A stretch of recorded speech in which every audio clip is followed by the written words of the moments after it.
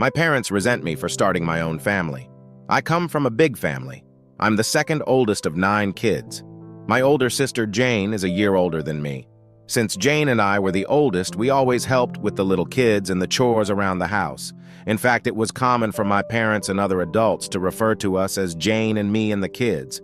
It's like Jane and I were not considered children. It's more like we were 2 other adults living in the house. We were homeschooled, so we were home all the time. Part of my job is that I would wake up, make breakfast for the kids, then get them started with their school or activities before I started my own schoolwork. Jane would sleep in because she was more of a night owl, and it was her job to help at night with the baby. Jane and I did most of the chores around the house. We took turns either cleaning the kitchen or doing the laundry, of which there was a lot. I did all the guy stuff, like mowing the yard and taking out the trash. As I got older, I would delegate some of these chores to my younger brothers, but it was still my responsibility to make sure it got done. Once I was old enough to drive, I would run errands and take the kids everywhere. I can't tell you how many times I would take the kids to things like play dates or doctor's appointments. I would often tuck the kids in bed and tell them stories. To me, these things were all just normal, but looking back on it, I was more like a second dad to the kids than a brother. Jane and I did have a lot of freedom as teenagers to go out with our friends, if the chores were done. We didn't have cell phones back then. If we wanted to go out, we would just tell our parents we were going, and they didn't care, as long as we were back by the next morning. I moved out when I was 20, but I still spent a lot of time at my parents', and one of my younger siblings was almost always at my house. One brother, JJ, pretty much lived with me since he was 14 because he and our mom didn't get along. When JJ was 17, he got in a wreck, and he called me instead of calling Dad, because I was just the one who handled those kinds of things. During all of this time, my parents always talked about how important it was for Jane and I to help with the kids, because they were so busy with their ministry. I can't count how many times I had to drop what I was doing to take care of something because Mom or Dad were counseling someone. Sorry, I feel like I'm rambling. I hope I have painted an accurate picture of my childhood. Let's move on. I had not really dated much, but when I was 25, I met and started dating Anne. We fell in love fast and got married less than a year later. My younger siblings love Anne. She is a great cook and hostess. Our house became the hangout spot. My younger siblings started calling her Mama Anne, something they still do to this day. We have now been married 15 years and have 2 kids of our own. My mom and Jane did not like Anne. Jane and Anne get along okay now, but Anne and my mom do not have a good relationship. I never understood why, but I think I have finally figured out it's because they see it as Anne having taken me away. As Anne and I focused on our relationship and started a family, I spent less and less time doing things for my parents.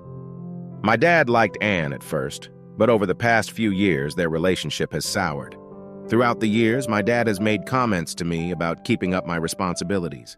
One time, he called me about one of the younger kids who had gotten in a fight with my mom and said, "You better get your brother and change his attitude. It's not okay how he treated your mom, and you are going to make him apologize." A few years ago, Anne and I set some boundaries with my parents, telling them we were not going to raise or discipline their kids. Our home is always open to my siblings, but we no longer let my parents try and use us to straighten them up. My parents have not taken this well. About a year ago, Anne injured her foot and couldn't walk for a while. Just as she was getting better, I was diagnosed with kidney disease, which then turned into kidney failure. I've had several surgeries, with another one coming in a few weeks. It's been a rough year. During this time, my parents have not only refused to help, they have actively made things harder for us. Things like promising to help with our kids, but then canceling at the last minute. Recently, my sister-in-law had a baby, and my mom has been staying with her and helping for the past 6 weeks. My sister-in-law has said that Mom is a godsend and is so wonderful. My dad has gone to help every weekend. This hurts me, because my mom wouldn't give us a single night to help with our youngest when he was born. Update: my parents resent me for starting my own family. Update: I spoke with my wife Anne about it last night. I said something along the lines of, I've realized that my parents resent me for starting my own family and not helping them as much, and that is why they treat me so differently.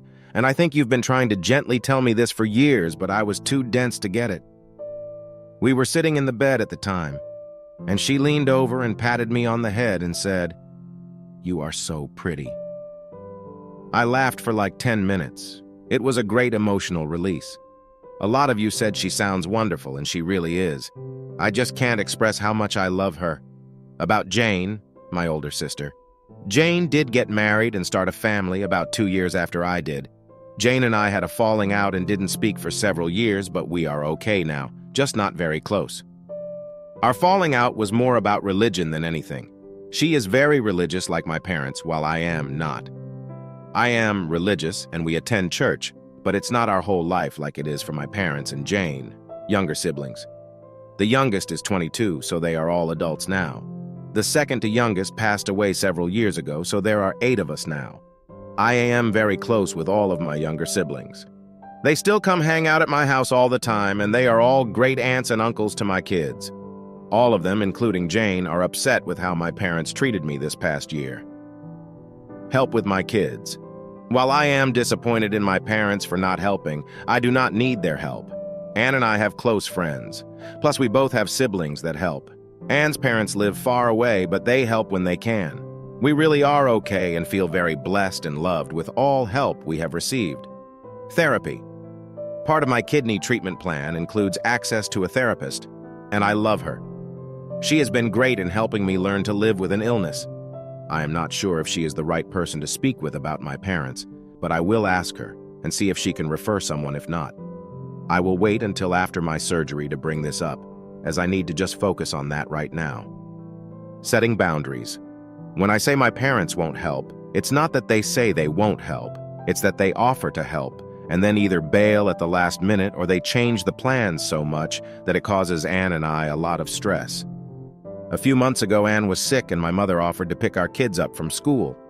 It's a long story, but she kept changing things and making it very complicated, and my youngest ended up being left alone for a little while, and he got scared. After that, I had a harsh talk with my parents and told them how disappointed I was in them, and how I needed to focus on my health, and they were making things worse. I told them they are not allowed to take my kids anywhere, and they are not allowed to just drop by at my house, and in fact, they were not even allowed to offer to help. My parents were mad about this, but all 7 of my siblings took my side and rallied about me, and so my parents have respected that so far. Going no contact is something I don't want. I still love my parents, even though they have not been great parents. My kids love them too, and I don't want to take that away. They are good grandparents. I don't think my parents are awful people. I think they had this vision of how they wanted to have this big family and this big ministry, and I think they just didn't realize the responsibilities they put on Jane and I. I have spoken to them in the past and expressed how it was messed up that they put so much on us as kids, and they have apologized.